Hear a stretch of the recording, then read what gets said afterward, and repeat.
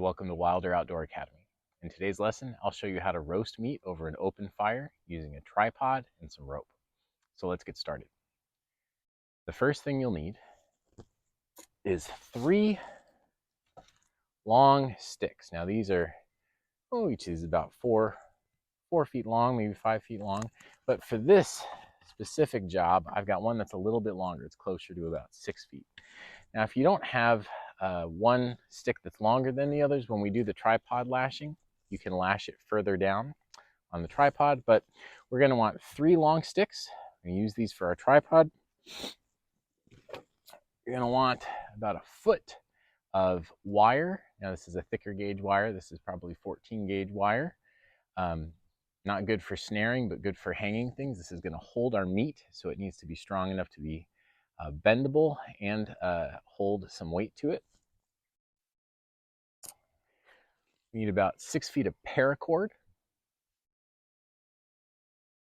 You need about 5 or 6 feet of twine. Now, if you don't have twine and you're out in the woods and you want to be really efficient, inside of your paracord are several strands of thinner rope or thinner cord. One of those will do just fine. So the idea is we're going to hang some meat from this thinner piece of twine, and that twine needs to be able to spin. Paracord is too thick for that. So the strands that are inside the paracord, which are meant to be used for this or things like this, they can just be pulled out once you cut it, is going to be thin enough to spin as we try to roast our meat. You'll also need something that'll make a fan. So I have some birch bark here that I've cut a little hole or a little set of notches into on the back end. Doesn't have to be big, but you could use cardboard, you could use a piece of bark, but something that's going to be a fan that can catch wind and it's going to help our meat spin.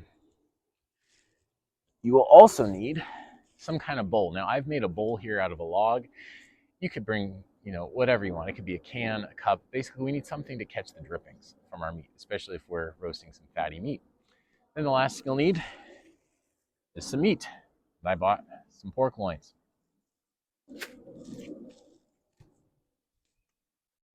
So the first step is to make our tripod. Now to make a tripod, you'll need your 3 sticks.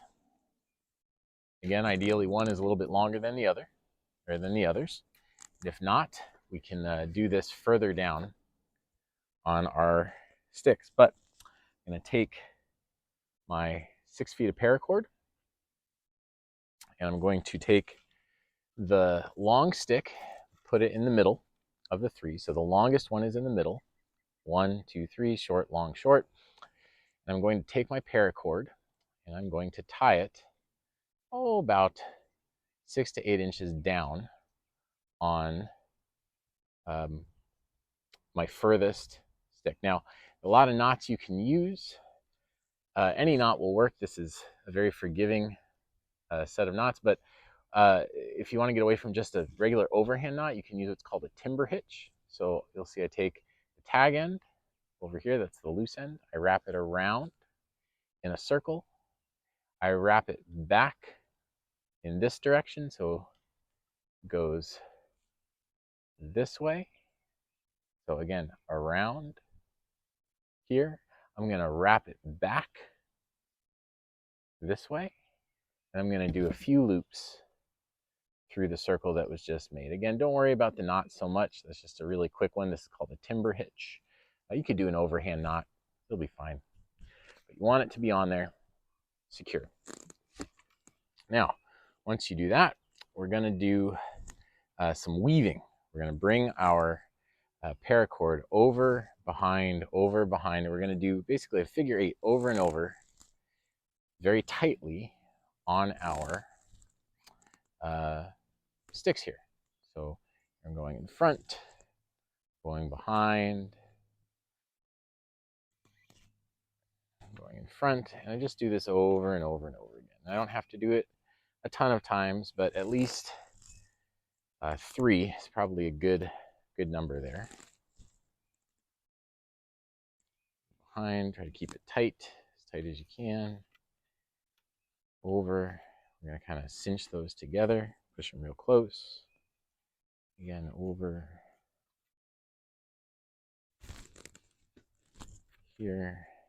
And now once I've got my figure 8 probably 3 times through, in between each of the sticks, I'm going to wrap my paracord. Oops, I got all tangled up. I'm going to wrap my paracord around the spot where each stick connects. I'm going to do that probably 2 to 3 times. I'm going to wrap it around to this one and do the same thing between these two. Just going in a circle around. So I'm wrapping the paracord like this over each of the joints. And this is called a tripod lashing. That is because when we're done, we'll have a tripod. Right, now I've got a lot of extra paracord here. That's fine. I'm going to pull this all real tight, make sure it's all super, super tight. Then I'm just going to tie a knot. Again, could be a timber hitch, could be a regular overhand knot on the top here, on the last stick that I went through. I can take that extra cord, I can wrap it around, I can use it to hang things, but what I have right now is a tripod hitch. Or sorry, a tripod lashing. And the way I make the tripod is I take the 2 outer ends and I pass them over the middle stick. So the 2 outer sticks fold over the middle stick. This is our tripod. Very, very sturdy. We're going to hang our meat from this. As you can see, for this, what I have is 1 stick that's a lot longer than the others, and that's the one that's going to carry our meat. So once I've got my tripod, I can set it aside for just a second. The next thing I'm going to do is take my twine, and I'm going to tie 2 knots in it. What I want are 2 loops on either end. So what I do is I'll take my twine. I have this called the tag end, the short end. I'm going to take it. I'm going to pinch this together here, and I'm going to leave this loop. And then I'm going to tie a knot. I'm going to make a loop here and pull the end through, just like that. Tie a knot.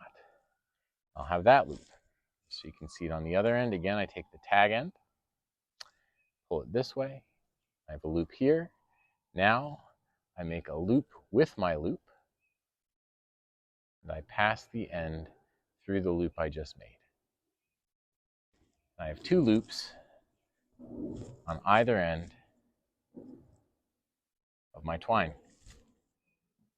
Okay, now that I have loops on both ends of my twine, what I want to do is hang 1 loop from the long end of my tripod.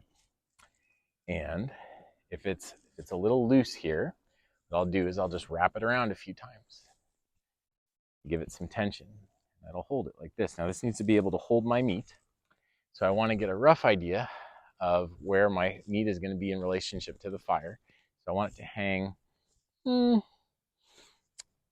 loop I'm going to want maybe 2 feet off the ground, because I'm going to use some wire there too.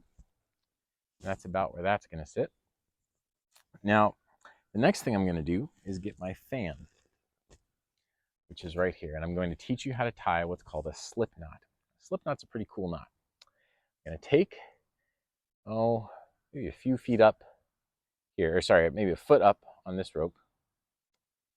I'm going to make a twist, a little loop right there, just a twist. Twist, loop, and then I'm going to take this end at the long end and pull it back through that loop,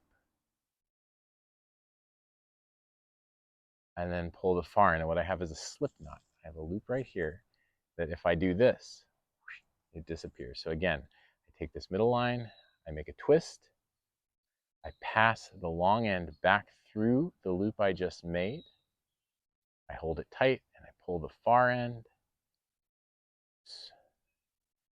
I have a slip knot, just like that. All right, now what I'm going to do, I'm actually going to give myself a little more line,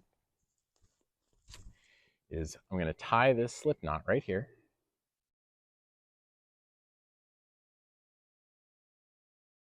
I've got my loop. See, here's my loop. I'm going to pass my fan through that slip knot and pull it tight. And then what I've got is a little fan on my line. And ideally, I want to position it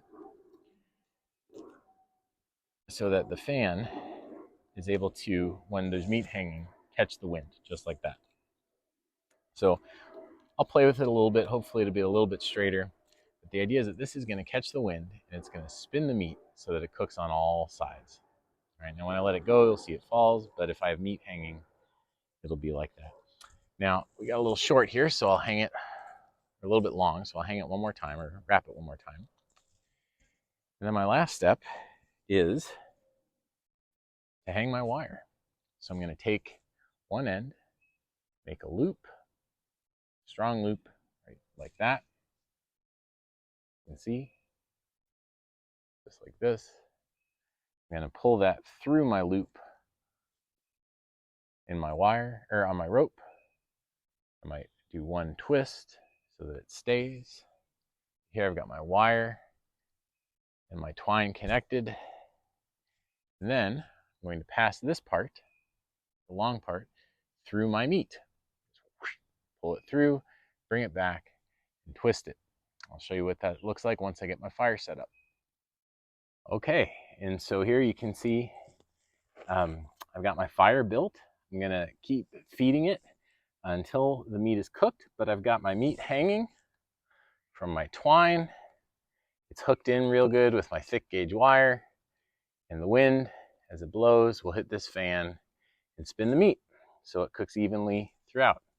The last thing you'll notice, I've taken my bowl, whatever catcher you have, you could again use a cup or a can. I put it under here just to catch the drippings. Roasting meat is a slow process, so this is going to take maybe 2 hours, maybe an hour and a half. If for any reason part of your meat gets cooked and the others is not, you can always take it off the hook, reorient it, or move your tripod around. You can move it up or down, whatever works for you. But yeah, this is it. Roasting meat with a tripod.